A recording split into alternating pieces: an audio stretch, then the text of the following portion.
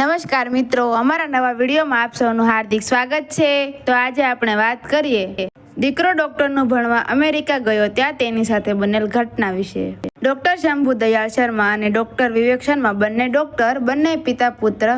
પિતા ડોક્ટર શંભુ શર્માની ઉંમર 50 વર્ષ, પુત્ર ડોક્ટર વિવેકની ઉંમર 25 વર્ષ। બંનેની વચ્ચે ડિગ્રીનો ફરક, વયનો તફાવત અને બંનેની સમજણો પણ અલગ। ડોક્ટર વિવેક નવો સવો MBBS થઈ અને ઘરે આવ્યો હતો।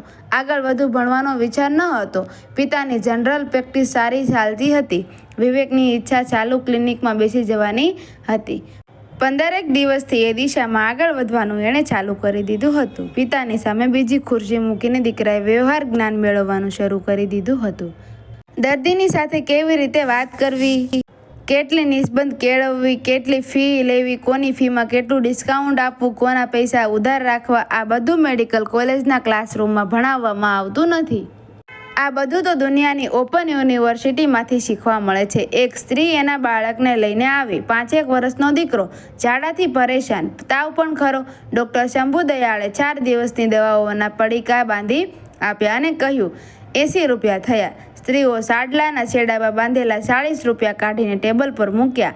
વિનંતી કરી, સાહેબ અત્યારે આટલા રાખો, બાકીના હું આવતા મહિને આપી જઈશ। ડૉક્ટર શંભુએ 4માંથી 2 દિવસની ટીકડીઓ પાછી લઈ લીધી। 40 રૂપિયામાં 2 દિવસની દવા મળશે। હું કોઈની ફી બાકી નથી રાખતો, એમાં તમારી તો નહીં જ। મને આ પહેલાં તમારો સારો અનુભવ નથી થયો। સ્ત્રી રડવા માંડી। પિતાનું વર્તન જોઈને ડૉક્ટર વિક્રમ ડઘાઈ ગયો। એણે સ્ત્રીની હાજરીમાં જ પિતાને ખખડાવી નાખ્યા, અલબત્ત અંગ્રેજીમાં। પિતા વધુ દલીલતાબાજીમાં ઉતરવા નહોતા માંગતા, એટલે તેમણે 4 દિવસની દવા ગોળી સ્ત્રીને આપી દીધા અને 40 રૂપિયા બાકી રાખ્યા। બીજા મહિને બાકીના રૂપિયા આપી જવાની તાકીદ કરી। સ્ત્રી આભાર માનીને બહાર જવા ઊભી થઈ। ડૉક્ટર વિવેક પણ ઊભો થઈ અને એની પાછળ ગયો। ક્લિનિકના બારણા પાસે એને ઊભી રાખીને પૂછ્યું, તમારી આર્થિક હાલત આવી કેમ છે? તમારા પતિ શું કામકાજ કરે છે? જવાબમાં એ સ્ત્રીની આંખોમાંથી લાચારીના આંસુ સરી પડ્યા। તેણે ટૂંકમાં પોતાની કમનસીબીની રજૂઆત કરી, ભાઈ મારા પતિ એક મોટી કંપનીમાં નોકરી કરતા હતા। કામકાજમાં અને વાતચીતમાં ખૂબ હોશિયાર હતા। શેઠની પાસે એમની ખૂબ સારી ઇજ્જત હતી, પગાર પણ સારો હતો। એક દિવસ કમનસીબ ઘટના બની ગઈ। મારા પતિ નિલેશ 3જા માળેથી પગથિયા ઉતરીને નીચે આવી રહ્યા હતા। તેમનો પગ વીજળીના લાઈવ વાયર ઉપર પડી ગયો। તેણે જોરદાર આંચકા સાથે તેઓ ફેંકાઈ ગયા, છેક ભોંયતળિયે પકડાયા।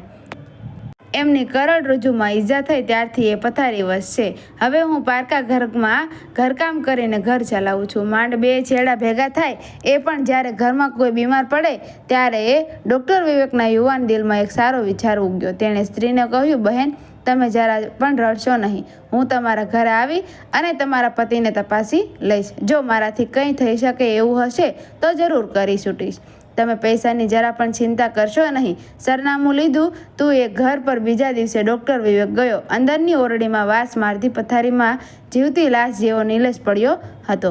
પીઠ પર 2 મોટા ઘારા પડી ગયા હતા, જેમાંથી લોહી અને પરુ દૂજતા હતા। હાથ પગના મસલ સાવ ઘસાઈ ગયા હતા, ગાલ બેસી ગયા હતા, મોં છીમડાઈ ગયું હતું। નિસ્તેજ આંખો મૃત્યુની વાટ જોતી હોય એવી લાગતી હતી। નિલેશની પત્ની માલતીએ ડૉક્ટરની ઓળખાણ કરાવી। નિલેશ આંસુ વટાવીને આજીજી કરી, ડૉક્ટર મને જીવડાવવાની કોશિશ ન કરતા, હું કંટાળી ગયો છું। જો તમે કરી શકો તો એક જ કામ કરો, મને ઝેરનું ઇન્જેક્શન આપીને મારી નાખો। હું બહુ હેરાન થાઉં છું, એવું ન કરી શકું। નિલેશભાઈ, ડૉક્ટરનું કામ દર્દીને જીવડાવવાનું છે, મારવાનું નહીં। તમારો કેસ અઘરો છે। મને લાગે છે કે તમારી હાલતનું કારણ કરોડરજ્જુને થયેલી ઈજા નથી। ઓપરેશન બાદ તમે ઈજામાંથી તો બહાર આવી ગયા છો, પણ તમે ફિઝિયોથેરાપી અને સારું પોષણ ન લીધું હોવાના કારણે તમારા સ્નાયુઓ સાવ ઓગળી ગયા છે। હું બનતો પ્રયત્ન કરીશ, ફળ આપવું તે ઈશ્વરના હાથમાં છે। આટલું કહીને ડૉક્ટર વિવેક ત્યાંથી વિદાય થયા। બીજા દિવસે ડૉક્ટર વિવેક પોતાના અનુભવી કમ્પાઉન્ડરને લઈ અને પાછા આવ્યા। સાથે ખાસ પ્રકારનો ડ્રેસિંગનો સામાન પણ સાથે લાવ્યા હતા। સારવારની શરૂઆત તેમણે નિલેશની પીઠ પર પડેલા ઘારાના ડ્રેસિંગથી કરી। થોડી વારે પોઝિશન બદલતા રહેવાની સૂચના આપી। રોજ નવી ઘોયેલી સ્વચ્છ ચાદર પાથરવાની સલાહ આપી। ચાદરમાં એક પણ કરચલી ન રહે એ વાતની કડક સૂચના આપી। માલતીએ કહ્યું, અમારા ઘરમાં 2 જ ચાદર છે। ડૉક્ટરે બીજા દિવસે 6 નવી ચાદરો મોકલી આપી। એ પછી નિલેશની કસરતો અને માલિશની સારવાર શરૂ થઈ. રોજ સવાર સાંજે 1-1 કલાકની ફિઝિયોથેરાપી, પ્રોટીન પાવડરના મોંઘા ડબ્બાઓ, મલ્ટીવિટામિન્સ, કેલ્શિયમ અને મસાજના સમન્વયે 6 મહિનામાં અસર દેખાડી દીધી. પથારી છૂટી ગઈ, પગ છૂટા થયા, નિલેશ ચાલતો થયો. એની આંખોમાંથી મૃત્યુની છાયા દૂર થઈ અને જીવનનું ચૈતન્ય પાછું ફર્યું. પૂરા 2 વર્ષ સારવાર ચાલી નિલેશ હવે સાયકલ ફેરવતો થઈ ગયો. ઘરમાં જ રહીને તેણે નાનો એવો ધંધો શરૂ કર્યો. ડૉક્ટર વિવેકને સંતોષ થયો. હવે અહીં એમની કોઈ જરૂર રહી ન હતી. તે પોતાની પ્રેક્ટિસમાં મગ્ન થઈ ગયા. ડૉક્ટરને ઉડતા સમાચારો મળતા રહ્યા. નિલેશ હોશિયાર તો હતો જ, હવે તેણે ભાડાની દુકાન રાખીને ધંધો વિકસાવ્યો હતો. 5 વર્ષમાં એ દુકાન એણે ખરીદી લીધી. હાર્ડવેરના વેપારમાં એનું મોટું નામ થઈ ગયું. ટેનામેન્ટ, કાર, કિંમતી વસ્ત્રો, આ બધાના કારણે નિલેશ શેઠિયા જેવા દેખાવા માંડ્યો. માલતી લાગવા માંડી રાણી જેવી. એક દિવસ ડૉક્ટર વિવેકને એક લાંબા સ્ક્રૂની જરૂર પડી. એ નિલેશ પાસે ગયા. નિલેશે કહ્યું, અમે આવા સ્ક્રૂ રાખતા નથી, બીજે ક્યાંક તપાસ કરો. ભાઈ, હું ક્યાં ભટકું? તમે જ મંગાવી આપો ને, હું પૈસા આપી દઈશ. ડૉક્ટરે હકથી કહ્યું. બદલામાં તોછડો જવાબ મળ્યો, તમારા સ્ક્રૂ માટે હું ભટકવા જાઉં? કેવી વાત કરો છો? અને મારી દુકાનમાંથી વસ્તુ ખરીદશો તો પૈસા તો હું લઈશ જ ને. તમારા ઠીક છે કે સેમ્પલની ફ્રી દવાઓ આવે છે, અમારે તો કિંમત ચૂકવવી પડે છે. ડૉક્ટર વિવેક પાછા ફરી ગયા.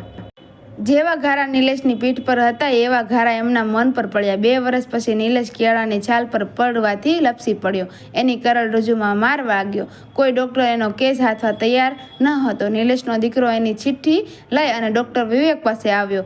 ચિઠ્ઠીના જવાબમાં ડૉક્ટર વિવેકે આટલું જ લખ્યું, કેળાની છાલ પર પગ પડવાથી તમે હાલતમાં પડી ગયા છો, પણ તમારા સ્વાર્થી ઉદ્ધત વર્તનથી તો તમે તમારા મનમાં ક્યારના ઊંડા ખીણમાં ગબડી પડ્યા છો.